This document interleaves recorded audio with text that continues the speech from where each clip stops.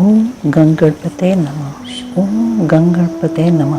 ओम गणगणपते नमः। ओम नमः शिवाय। भगवान शिव का नारद जी के द्वारा सब देवताओं को निमंत्रण दिलाना, सबका आगमन तथा शिव का मंगलाचार एवं ग्रह पूजन आदि करके कैलाश से बाहर निकलना। नारद जी बोले, विष्णु शिष्य महाप्राज्ञ तात विधाता, आपको नमस्कार है। कृपा निधि, आपके मुंह से यह अद्भुत कथा मुझे सुनने को मिली है। अब मैं भगवान चंद्रमौली के परम मंगलमय तथा समस्त पाप राशि विनाशक वैवाहिक चरित्र को सुनना चाहता हूँ। मंगल पत्रिका पाकर महादेव जी ने क्या किया, परमात्मा शंकर की वह दिव्य कथा सुनाइए। ब्रह्मा जी ने कहा, बेटा तुम बड़े बुद्धिमान हो, भगवान शंकर के उत्तम यश को सुनो। मंगल पत्रिका पाकर भगवान शंकर ने जो कुछ किया वह बताता हूँ। भगवान शिव उस मंगल पत्रिका को प्रसन्नता पूर्वक हाथ में लेकर हृदय में बड़े हर्ष का अनुभव करते हुए हंसने लगे। फिर उन भगवान ने उसे लाने वालों का सम्मान किया। तत्पश्चात उसे बांचकर विधि पूर्वक स्वीकार किया। इसके बाद हिमाचल के यहाँ से आए हुए लोगों को बड़े आदर सम्मान के साथ विदा किया।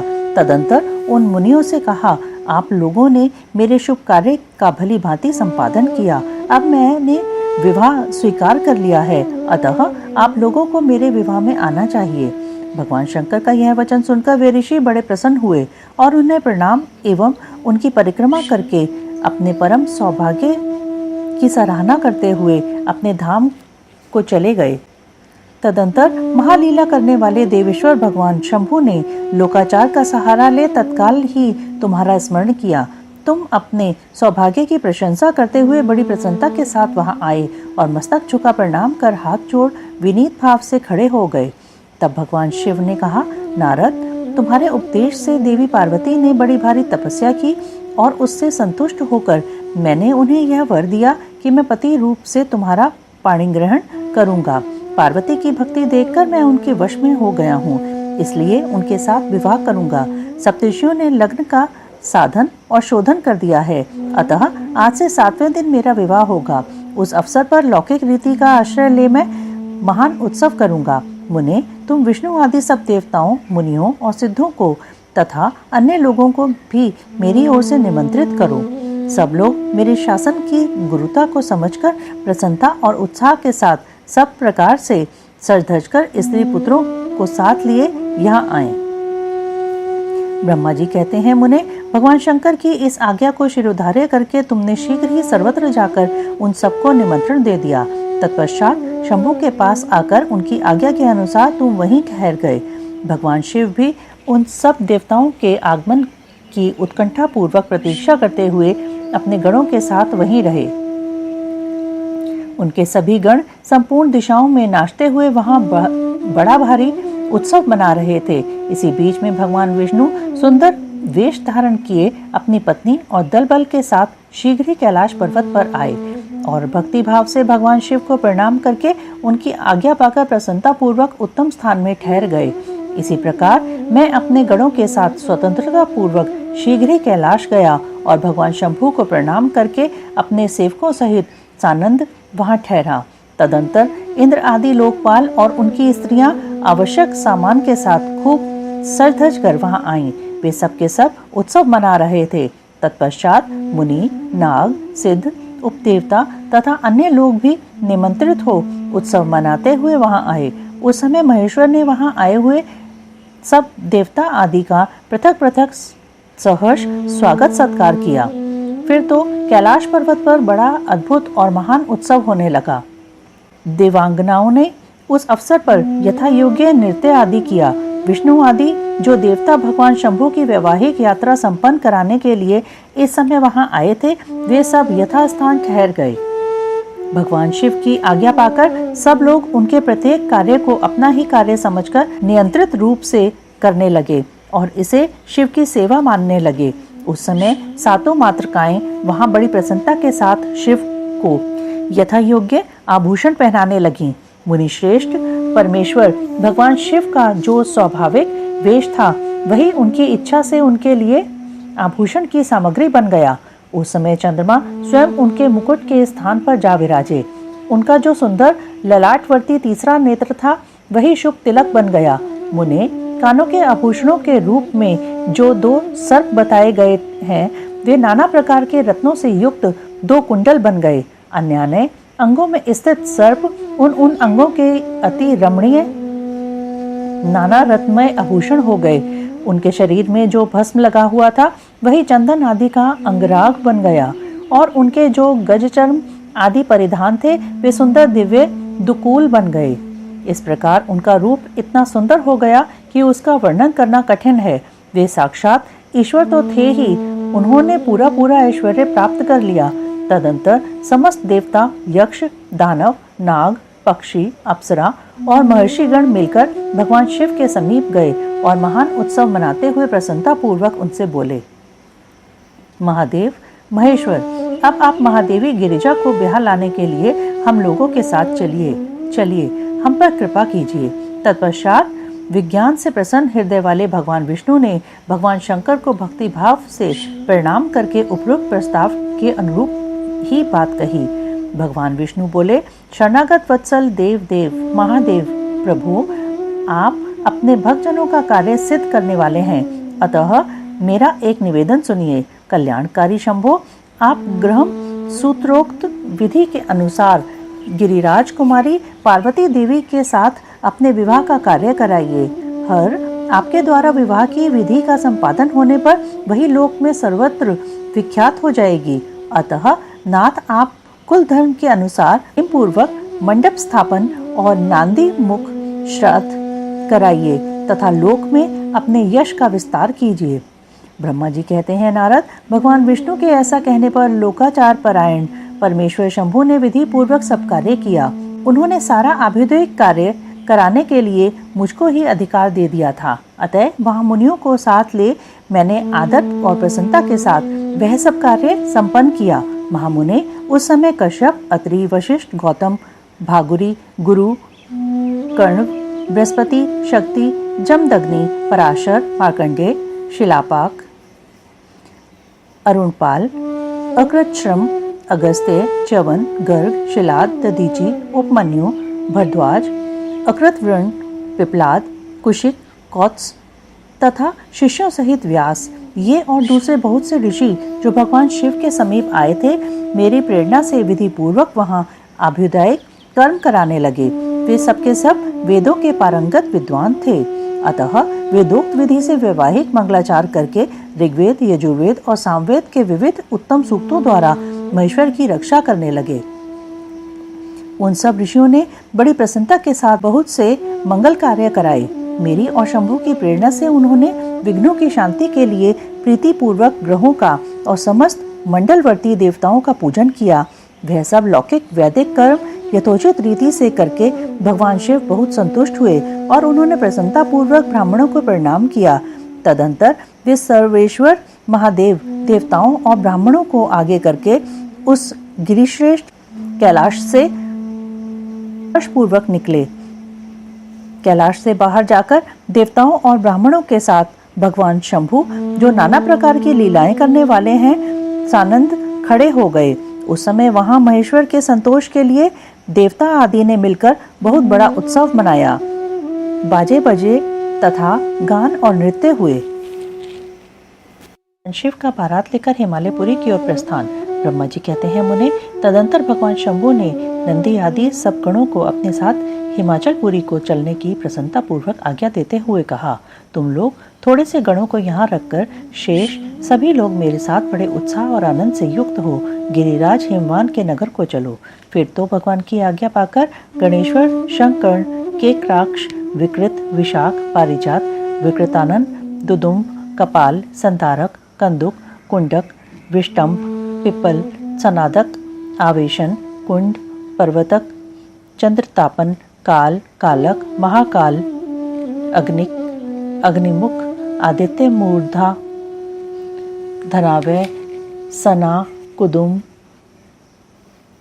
कुमुद, अमोघ, कोकिल, सुमंत्र, काक पादोदर, संतानक, मधुपिंक, कोकिल, पूर्णभद्र, नील, चतुर्वक्त्र, करण, अहिरोमक, यजवाक्ष, शतमन्यु, मेघमन्यु, काष्ठागूढ़, विरूपा, विरूपाक्ष, सुकेश, वृषभ, सनातन, तालकेतु, षणमुख, चैत्र, स्वयं प्रभु, लकुलीश, लोकांतक, दीप्तात्मा, दैत्यांतक, भृंगिरीट, देव देव प्रिय, अश्नि, भानुक, प्रमथ तथा वीरभद्र अपने असंख्य कोटि कोटि गणों तथा भूतों को साथ लेकर चले। नंदी आदि गणराज असंख्य गणों से घिरे चले तथा क्षेत्रपाल और भैरव भी कोटि कोटि गणों को लेकर उत्सव मनाते हुए प्रेम और उत्साह के साथ चल पड़े। वे सब सहस्त्र हाथों से युक्त थे, सिर पर जटा का मुकुट धारण किए हुए थे। उन सबके मस्तक पर चंद्रमा और गले में नील चिन्ह थे तथा वे सबके सब त्रिनेत्रधारी थे। उन सब ने रुद्राक्ष के आभूषण पहन रखे थे, सभी उत्तम भस्म धारण किए थे और हार, कुंडल, केयूर तथा मुकुट आदि से अलंकृत थे। इस प्रकार देवताओं तथा दूसरे दूसरे गणों को साथ ले भगवान शंकर अपने विवाह के लिए हिमवान के नगर की ओर चले। चंडी देवी रुद्रदेव की बहन बनकर खूब उत्सव मनाती हुई बड़ी प्रसन्नता के साथ वहां आ पहुंची। वे शत्रुओं को अत्यंत भय देने वाली थीं। उन्होंने सांपों के आभूषण से अपने को विभूषित कर रखा था। उनका वाहन प्रेत था। वे उसी पर आरूढ़ हो अपने माथे पर एक सोने का भरा हुआ कलश लिए चल रही थी। वह कलश महान प्रभापुंज से प्रकाशित हो रहा था। मुने वहां करोड़ों दिव्य भूतगण शोभा पाते थे, जिनका रूप विकराल था। उनके रूप रंग भी अनेक प्रकार के थे। उस समय डमरुओं के डिमडिम घोष से, भेरियों की गड़गड़ाहट से और शंखों के गंभीर नाद से तीनों लोग गूंज उठे थे। दुदुम्बियों की ध्वनि से महान कोलाहल हो रहा था। वह जगत का मंगल करता हुआ अमंगल का नाश करता था। देवता लोग शिवगणों के पीछे होकर बड़ी उत्सुकता के साथ बारात का अनुसरण करते थे। संपूर्ण सिद्ध और लोकपाल आदि भी देवताओं के साथ थे। देव मंडली के मध्य भाग में गरुड़ के आसन पर बैठकर लक्ष्मीपति भगवान विष्णु चल रहे थे। मुने उनके ऊपर महान छत्र तना हुआ था, जो उनकी शोभा बढ़ाता था। उन पर चंवर डुलाए जा रहे थे और वे अपने गणों से घिरे हुए थे। उनके शोभाशाली पार्षदों ने उन्हें अपने ढंग से आभूषण आदि के द्वारा विभूषित किया था।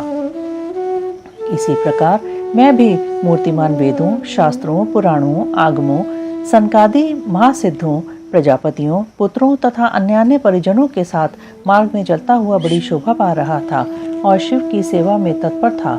देवराज इंद्र भी नाना प्रकार के आभूषणों से विभूषित हो ऐरावत हाथी पर आरूढ़ होकर अपने सेना के बीच से चलते हुए अत्यंत सुशोभित हो रहे थे। उस समय बारात के साथ यात्रा करते हुए बहुत से ऋषि भी अपने तेज से प्रकाशित हो रहे थे। वे शिवजी का विवाह देखने के लिए बहुत उत्कंठित थे। शाकिनी, यातुधान, बेताल, ब्रह्म राक्षस, भूत, प्रेत, पिशाच, प्रमथ आदि गण, तुमरू, नारद, हाहा और हु आदि श्रेष्ठ गंधर्व तथा किन्नर भी बड़े हर्ष से भरकर बाजा बजाते हुए चले।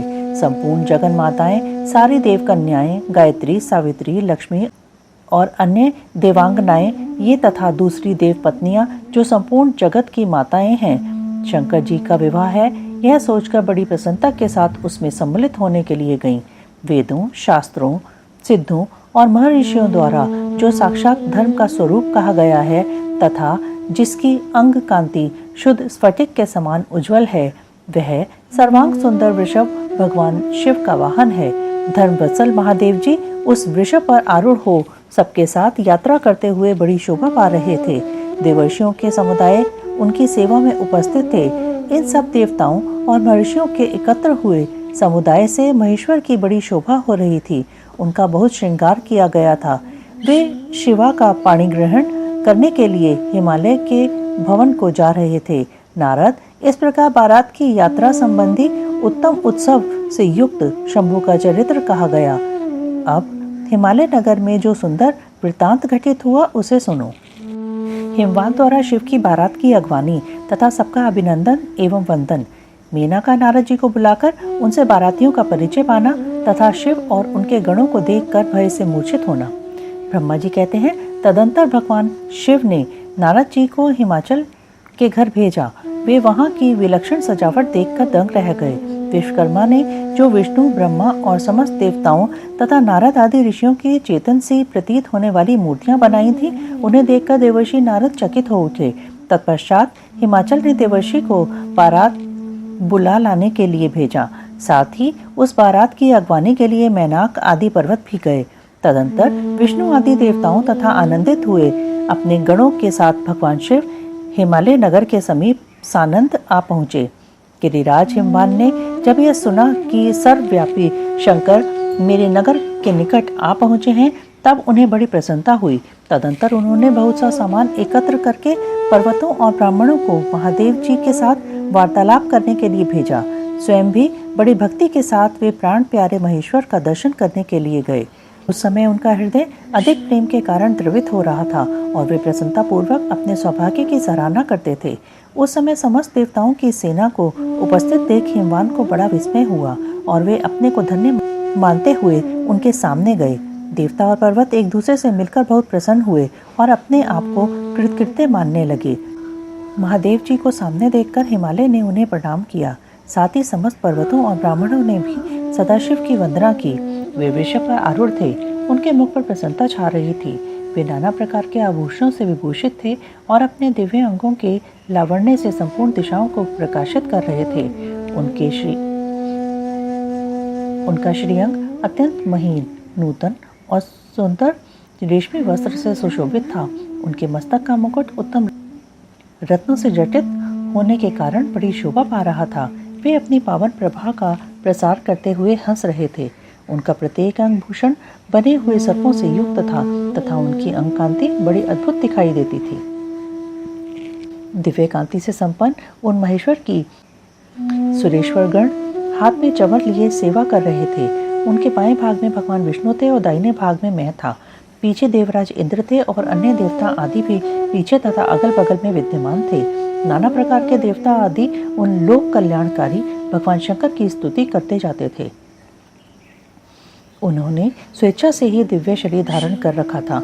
वास्तव में वे साक्षात परब्रह्म परमात्मा, सबके ईश्वर, उपासकों को मनवांचित वर देने वाले, कल्याणमय गुणों से युक्त, प्राकृत गुणों से रहित, भक्तों के अधीन रहने वाले, सब पर कृपा करने वाले, प्रकृति और पुरुष से भी विलक्षण तथा सच्चिदानंद स्वरूप हैं। उनके दर्शन के पश्चात हिमवान ने भगवान शिव के वाम भाग में अच्युत श्रीहरि का दर्शन किया, जो नाना प्रकार के आभूषणों से विभूषित हो विंतानंदन गरुड़ की पीठ पर विराजमान थे। मुने भगवान के दाहिने भाग में उन्होंने 4 मुखों से युक्त महाशोभाशाली तथा अपने परिवार से संयुक्त मुझ ब्रह्मा को देखा। भगवान शिव के सदा ही अत्यंत प्रिय इन दोनों देवेश्वरों का दर्शन करके परिवार सहित गिरिराज ने आदर पूर्वक प्रणाम किया। इसी प्रकार भगवान शिव के पीछे तथा अगल बगल में खड़े हुए दीप्तिमान देवता आदि को भी देखकर गिरिराज ने उन सबके सामने मस्तक झुकाया। तत्पश्चात शिव की आज्ञा से आगे होकर हिमवान अपने नगर को गए। उनके साथ महादेव जी, भगवान विष्णु तथा स्वयंभू ब्रह्मा भी मुनियों और देवताओं सहित शीघ्रता पूर्वक चलने लगे। मुने उस अवसर पर मीना के मन में भगवान शिव के दर्शन की इच्छा हुई, इसलिए उन्होंने तुमको बुलवाया। उस समय भगवान शिव से प्रेरित होकर उनका हार्दिक अभिप्राय पूर्ण करने की इच्छा से तुम वहां गए। मीना तुम्हें प्रणाम करके बोली, मुने, गिरिजा के होने वाले पति को पहले मैं देखूंगी। शिव का कैसा रूप है जिनके लिए मेरी बेटी ने ऐसी उत्कृष्ट तपस्या की है। तात उस समय भगवान शिव भी मीना के भीतर के अहंकार को जानकर श्री विष्णु और मुझसे अद्भुत लीला करते हुए बोले।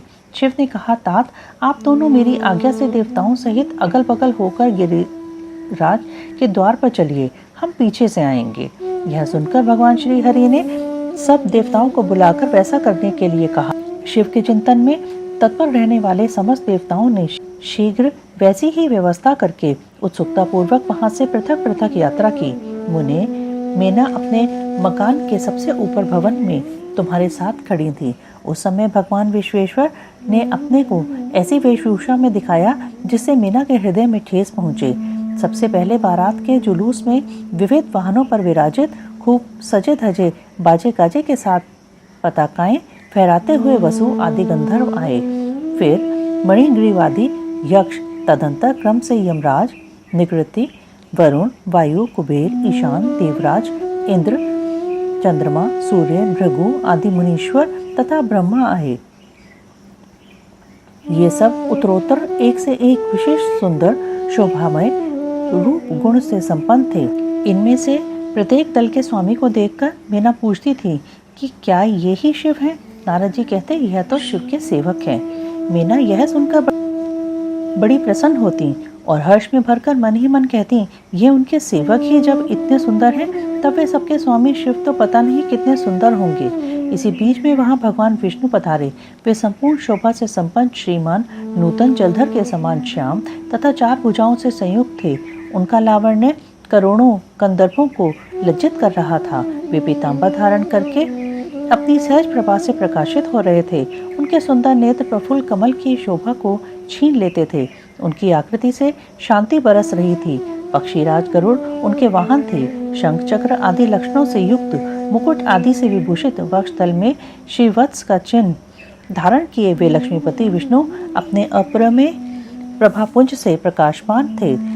उन्हें देखते ही मीना के नेत्र चकित हो गए। वे बड़े हर्ष से बोली, अवश्य यही मेरी शिवा के पति साक्षात भगवान शिव हैं, इसमें संशय नहीं है।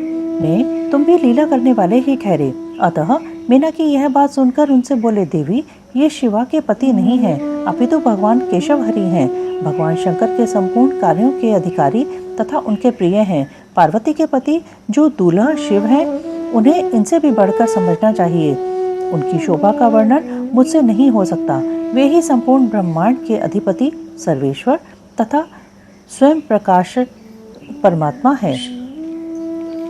ब्रह्मा जी कहते हैं, नारद तुम्हारी इस बात को सुनकर मीना ने उन शुभ लक्षणा उमा को महान धन वैभव से संपन्न तथा तीनों कुलों के लिए सुखदायिनी माना। वे मुख पर प्रसन्नता लाकर प्रीति युक्त हृदय से अपने सर्वाधिक सौभाग्य का बारंबार वर्णन करती हुई बोली। मीना ने कहा, इस समय मैं पार्वती को जन्म देने के कारण सर्वथा धन्य हो गई। ये गिरीश्वर भी धन्य हैं तथा मेरा सब कुछ परम धन्य हो गया।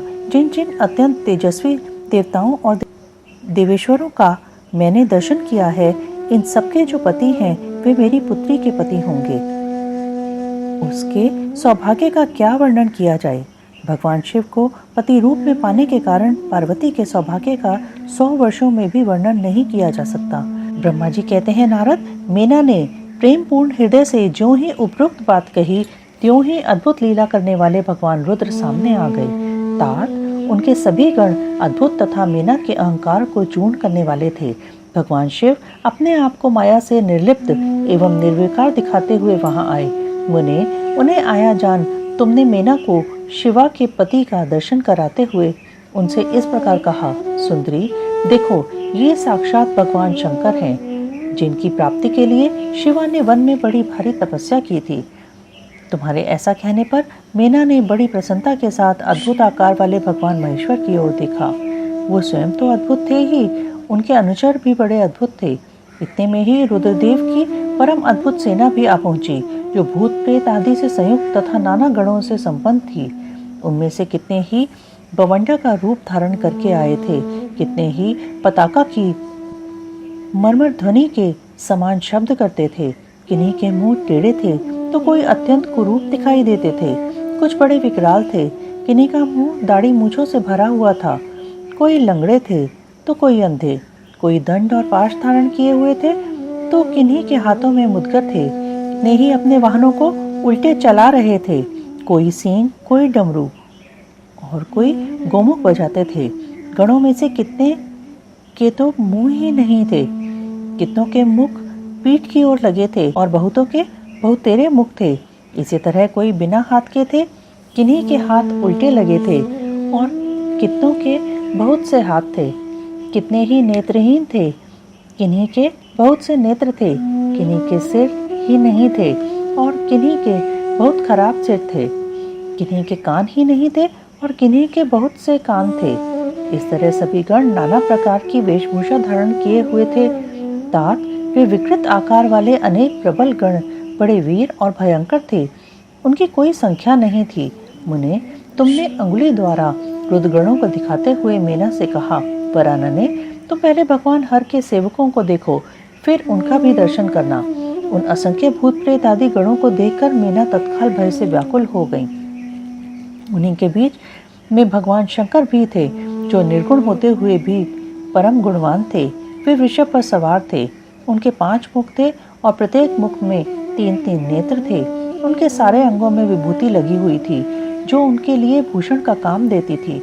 मस्तक पर जटाजूट और चंद्रमा का मुकुट, 10 हाथ और उनमें से एक में कपाल लिए, शरीर पर बाघंबर का दुपट्टा और हाथ में पिनाक एवं त्रिशूल, आंखें भयानक, आकृति विकराल और हाथी की खाल का वस्त्र। यह सब देखकर शिवा की माता बहुत डर गईं, चकित हो गईं, व्याकुल होकर कांपने लगीं और उनकी बुद्धि चकरा गई। उस अवस्था में तुमने अंगुली से दिखाते हुए उनसे कहा, यही हैं भगवान शिव। तुम्हारी यह बात सुनकर सती मेना दुख से भर गईं और हवा के झोंके खाकर गिरी हुई लता के समान तुरंत भूमि पर गिर पड़ी। यह कैसा विकृत दृश्य है, मैं दुराग्रह में पड़कर ठगी गई। यूं कहकर मीना उसी क्षण मूर्छित हो गई। तदंतर सखियों ने जब नाना प्रकार के उपाय करके उनकी समुचित सेवा की, तब गिरिराज प्रिया मीना धीरे धीरे होश में आई। मीना का विलाप, शिव के साथ कन्या का विवाह न करने का हठ, देवताओं तथा श्री विष्णु का उन्हें समझाना तथा उनका सुंदर रूप धारण करने पर ही शिव को कन्या देने का विचार प्रकट करना। ब्रह्मा जी कहते हैं, नारद, जब हिमाचल प्रिया सती मीना को चेत हुआ, तब वे अत्यंत क्षुब्ध होकर विलाप एवं तिरस्कार करने लगीं।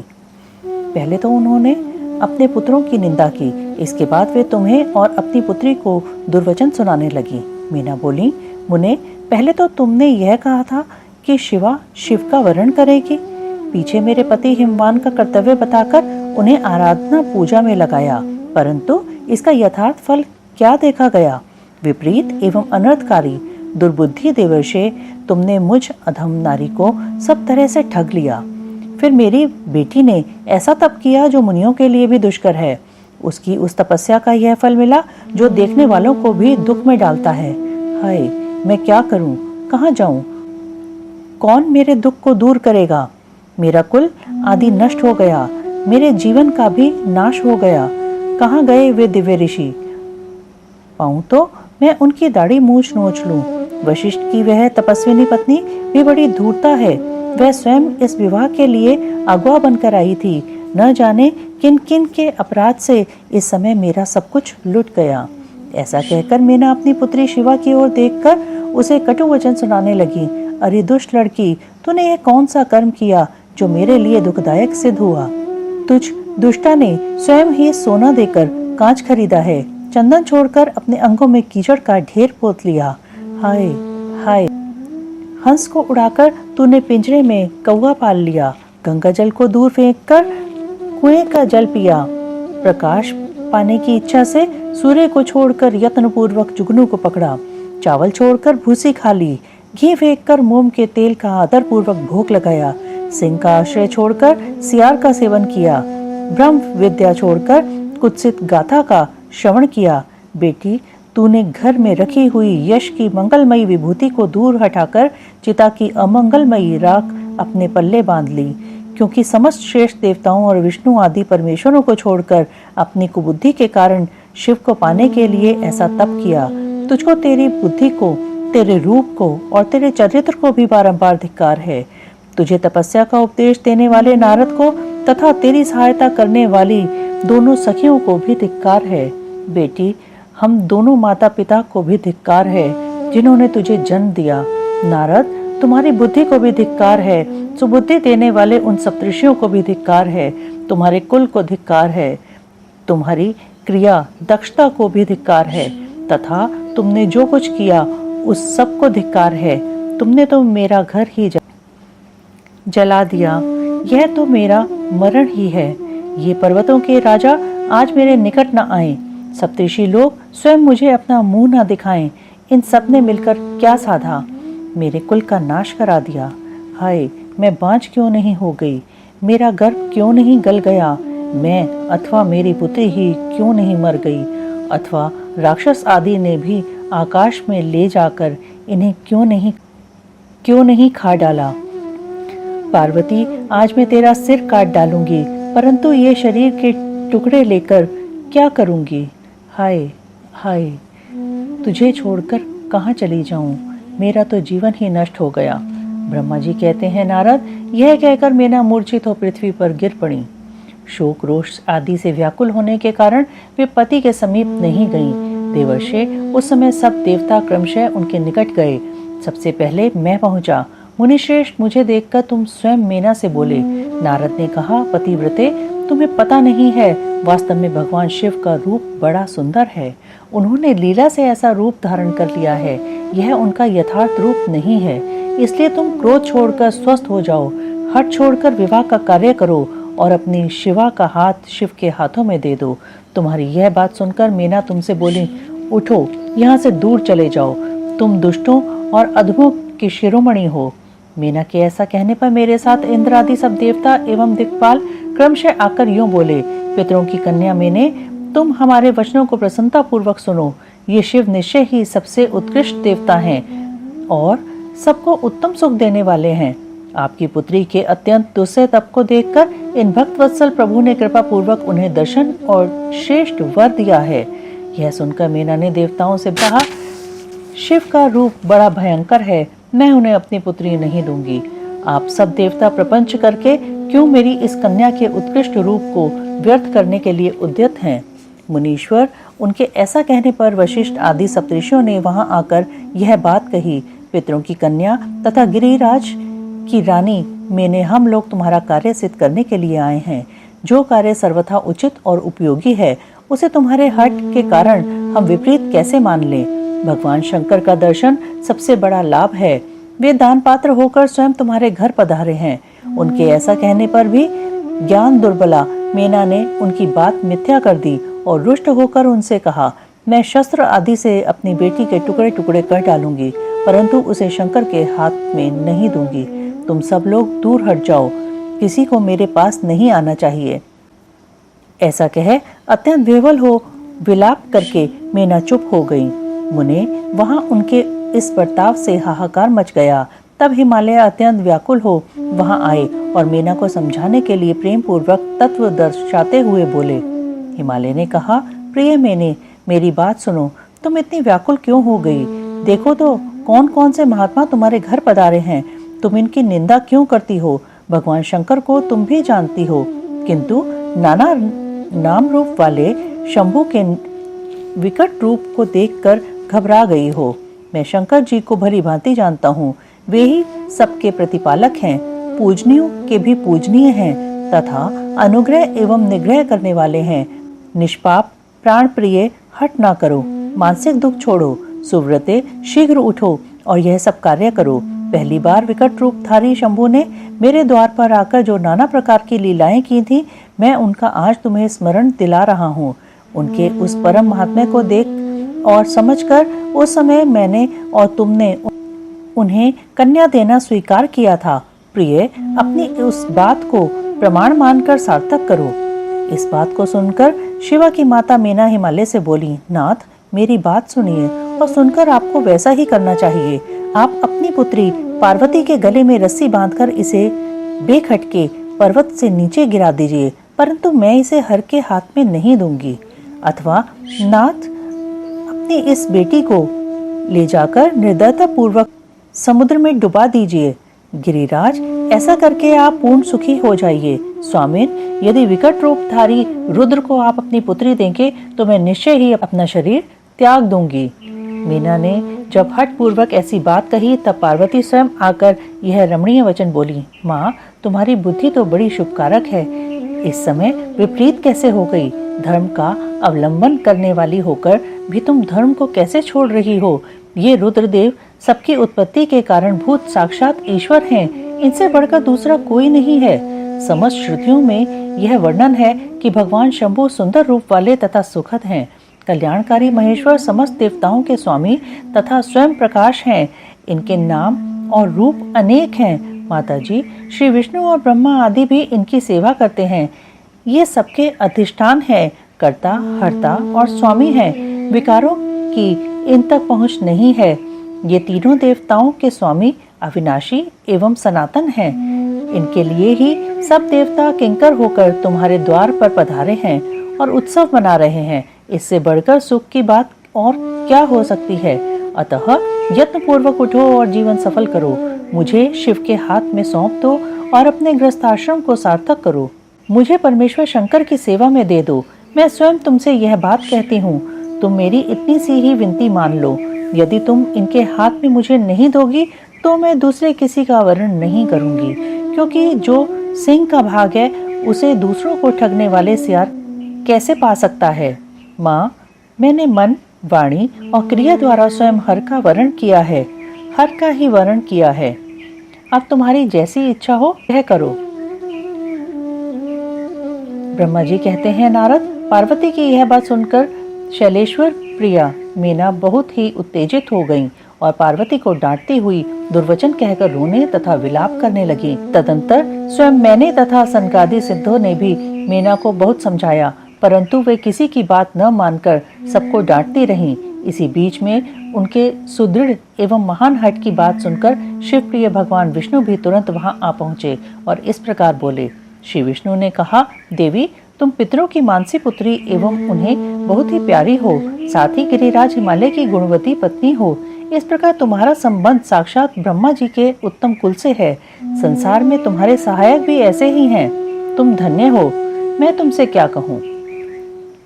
तुम तो धर्म के आधारभूता हो, फिर धर्म का त्याग कैसे करती हो। तुम ही अच्छी तरह सोचो तो सही। संपूर्ण देवता, ऋषि, ब्रह्मा जी और मैं सभी लोग विपरीत बात ही क्यों कहेंगे। तुम शिव को नहीं जानती। वे निर्गुण भी हैं और सगुण भी हैं, कुरूप भी हैं और सुरूप भी हैं, सबके सेव्य तथा सत्पुरुषों के आश्रय हैं। उन्होंने मूल प्रकृति रूपा देवी ईश्वरी का निर्माण किया और उसके बगल में पुरुषोत्तम का निर्माण करके बिठाया। उन्हीं दोनों से सगुण रूप में मेरी तथा ब्रह्मा जी की उत्पत्ति हुई। फिर लोगों का हित करने के लिए वे स्वयं भी रुद्र रूप से प्रकट हुए। तदंतर वेद, देवता तथा स्थावर जंगम रूप से जो कुछ दिखाई देता है वह सारा जगत भी भगवान शंकर से ही उत्पन्न हुआ। उनके रूप का ठीक ठीक वर्णन अब तक कौन कर सका है अथवा उनके रूप को जानता है। मैंने और ब्रह्मा जी ने भी जिनका अंत नहीं पाया, उनका पार दूसरा कौन पा सकता है। ब्रह्मा से लेकर कीट पर्यंत जो कुछ जगत दिखाई देता है वह सब शिव का ही रूप है, ऐसा जानो। इस विषय में कोई अन्यथा विचार नहीं करना चाहिए। वे ही अपनी लीला से ऐसे रूप में अवतीर्ण हुए हैं और शिवा के तप के प्रभाव से तुम्हारे द्वार पर आए हैं। अतः हिमाचल की पत्नी, तुम दुख छोड़ो और शिव का भजन करो। इससे तुम्हें महान आनंद प्राप्त होगा और तुम्हारा सारा क्लेश मिट जाएगा। ब्रह्मा जी कहते हैं, नारद, श्री विष्णु के द्वारा इस प्रकार समझाई जाने पर मीना का मन कुछ कोमल हुआ, परंतु शिव को कन्या न देने का हठ उन्होंने तब भी नहीं छोड़ा। शिव की माया से मोहित होने के कारण उन्होंने ऐसा दुराग्रह किया था। उस समय मीना ने शिव के महत्व को स्वीकार कर लिया। कुछ ज्ञान हो जाने पर उन्होंने श्रीहरि से कहा, यदि भगवान शिव सुंदर शरीर धारण कर लें तब मैं उन्हें अपनी पुत्री दे सकती हूँ, अन्यथा कोटि उपाय करने पर भी नहीं दूंगी। यह बात मैं सच्चाई और दृढ़ता के साथ कह रही हूँ। ऐसा कहकर दृढ़ता पूर्वक उत्तम व्रत का पालन करने वाली मीना शिव की इच्छा से प्रेरित हो चुप हो गईं। धन्य है शिव की माया जो सबको मोह में डाल देती है। ओम नमः शिवाय, ओम नमः शिवाय, ओम नमः शिवाय।